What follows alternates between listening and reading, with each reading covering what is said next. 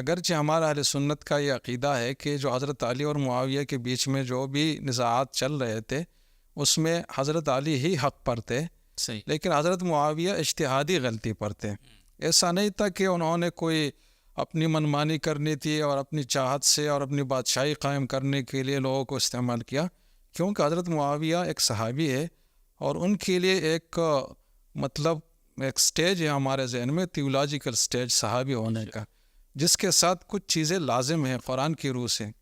کہ اللہ تعالیٰ ان سے راضی ہے، وہ کلم وعد اللہ الحسنہ، اس میں حضرت معاویہ بھی آتے ہیں۔ جی، کچھ لوگ کہتے ہیں نا، ایک اہم بات میں بیچ میں کہ بعض لوگ کہتے ہیں کہ وہ سابقون الاولون من المہاجرین والانصار، تو وہ صحابہ اس کے بارے میں اللہ نے اور قرآن نے رضا کا اعلان کیا ہے جو سابقین اولین ہیں، مہاجرین اور انصار، اور حضرت معاویہ تو فتح مکہ کے بعد مسلمان ہوئے ہیں، تو یہ بات غلط ہے اصولی طور پر۔ دوسری آیت کو یہ لوگ نہیں دیکھتے کہ لا یستوی منکم من انفق من قبل الفتح وقاتل اولئک اعظم درجۃ من الذین انفقوا من بعد وقاتلوا وکلا وعد اللہ الحسنى۔ تو قرآن نے وضاحت سے کہا کہ فتح مکہ کے بعد بھی جو مسلمان ہوئے ہیں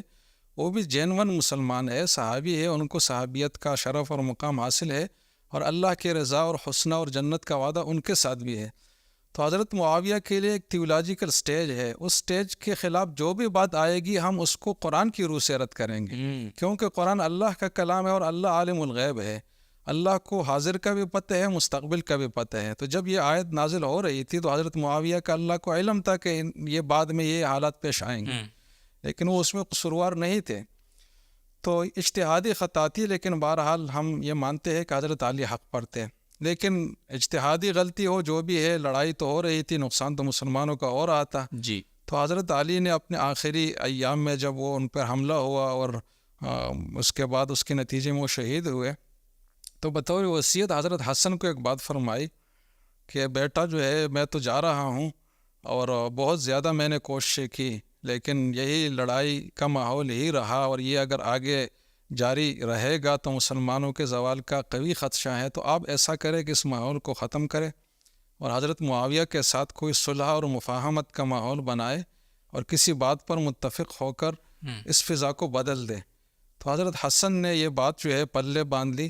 اور اس پر بالکل والد کے منشے کے مطابق عمل کیا، اور والد کا منشا کیا حضور صلی اللہ علیہ وسلم کے ایک پیشگوئی کے مطابق انہوں نے اس پہ عمل کیا۔ جیسے کہ ایک مشہور حدیث ہے جس میں واقعہ ہے حضرت ابو بکرہ رضی اللہ عنہ سے روایت ہے کہ میں نے حضور کو دیکھا کہ ممبر پر تشریف فرماتے اور حضرت حسن ابن علی پہلو میں تھے، تو کبھی لوگوں کو دیکھتے، کبھی اپنے نواسے کو دیکھتے، اور فرمائے کہ ان ابنی ھذا سید ولعل اللہ ان یصلح بہ بین فئتین عظیمتین من المسلمین،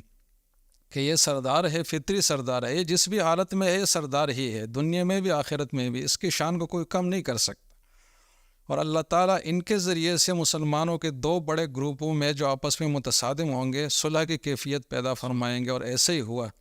تو حضرت حسن نے جب خلافت سنبھالی، لوگوں سے بیعت لی، 6 مہینے خلیفہ رہے، پھر بڑے وقار سے حضرت معاویہ کو بلایا اور ان کے ساتھ معاہدہ کیا، اور معاہدہ بھی کوئی لالچ کی بنیاد پر نہیں کیا کہ کوئی مال ان کو چاہیے تھا یا کوئی اور چیزیں چاہیے تھی، بلکہ خالص مسلمانوں کی وحدت اور امت مسلمہ کے اتفاق اور حبل اللہ کے ایک ہونے کے لیے اور مسلمانوں کی طاقت کو محفوظ رکھنے کے لیے معاہدہ کیا، اور ساتھ حضرت معاویہ سے بڑی صراحت سے بات کی، شرط لکھوائی معاہدے میں کہ ہم آپ کے ساتھ جب رہیں گے، جب تک رہیں گے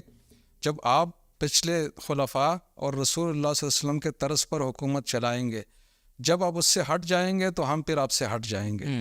لیکن حضرت حسن آخر تک برقرار رہے، حضرت حسین بھی برقرار رہے حضرت معاویہ کے ساتھ۔ تو یہ اس بات کی واضح دلیل ہے کہ حضرت معاویہ نے جب حضرت حسن سے معاہدہ کیا تو اس کے بعد ان حضرات کی نظر میں بھی وہ قرآن و سنت اور خلفاء کے طریقے کے مطابق ہی نظام چلا رہے تھے، ورنہ خاندان نبوی میں یقیناً غیرت کی انتہا تھی، اگر وہ عہدے کی خلاف ورزی کرتے تو ان کے لیے کیا مشکل تھا جی بالکل کہ ان کو کرتے، لیکن کچھ بھی انہوں نے نہیں کیا۔ صحیح۔ بعض مورخین میں تھوڑا سا جی بعض مورخین یہ لکھتے ہیں کہ حضرت حسین رضی اللہ تعالیٰ عنہ بادر نخواستہ اس پر راضی ہوئے تھے۔ حضرت حسن چونکہ بڑے بھائی تھے اور ظاہر ہے کہ ان کو وصیت بھی تھی، جس طرح آپ نے بتایا حضرت علی کے والد صاحب کی، تو حضرت حسین دل سے راضی بالکل نہیں تھے، بیچ بیچ میں کچھ نہ کچھ ان کی تلخیاں یا ایک انداز یا اپنے کچھ بہت سارے افعال سے وہ یہ ثابت کرتے تھے کہ حضرت معاویہ کو یعنی بتانے کی کوشش کرتے تھے کہ میں ہوتا نا حضرت حسن کی جگہ تو میں آپ کو تسلیم نہ کرتا. تو ایک والد کی وصیت کو حضرت حسن نے دل سے کیوں اگر یہ بات مورخین کی صحیح ہے، اور کیا اس کی کیا حیثیت ہے؟ نہیں، بالکل فضول بات ہے یہ، نہ حضرت حسین کے شائن نشان ہے اور نہ تاریخ اس کا ساتھ دیتی ہے. دیکھیں میں ایک واضح بات بتاؤں، جب حضرت حسن دنیا سے چلے گئے، حضرت معاویہ کے خلافت کے آخری دن تھے، جس میں بعد میں یزید کو انہوں نے خلیفہ بنایا، تو اسی موقع پر بھی کچھ لوگوں نے حضرت حسین سے پیشکش کی، یہ کوفہ کے جو شرارتی تھے، جی کہ حضرت معاویہ کے آخری ایام میں ہی ہم کچھ خلفشار برپا کریں، کیونکہ حضرت حسن تو نہیں رہے. لیکن حضرت حسین نے پھر بھی انکار کیا. اگر حضرت حسن کی وجہ سے ہوتے تو پھر تو موقع تھا ان کے پاس. یہ بات تو ایسے لوگ کرتے ہیں جو ڈرنے والے ہو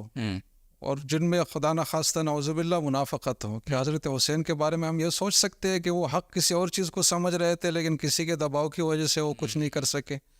تو یہ حضرت حسین کی تنقیص کر رہا حقیقت میں. صحیح بات. حقیقت بات یہ تھی کہ جب یہ شرط لی گئی حضرت معاویہ سے کہ آپ اللہ رسول خلفائے راشدین کے طرز پر حکومت چلائیں گے،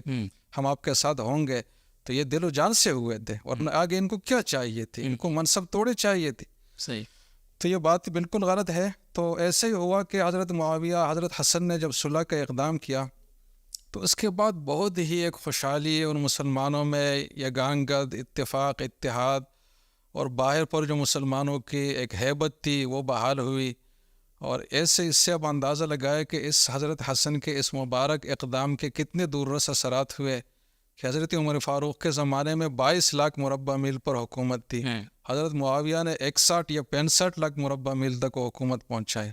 یہ حضرت حسن کی اس قربانی اور اپنے والد کی وصیت اور اسلام کے مشن کو مقدم رکھنے کی سعادت اور برکت کی وجہ سے ہوئی. اگر وہ یہ اقدام نہ کرتے اور وہی انار کی اور آپس کی لڑائیاں چلتی تو رہی صحیح جو حکومت تھی وہ بھی یقیناً مسلمانوں سے جانے والی تھی. تو ایسے میں جو ویژنری لوگ ہیں نا وہ اپنے مشن کے لیے قربانی دیتے ہیں. تو حضرت حسن کا یہ اقدام یہ بہت بڑی قربانی ہے.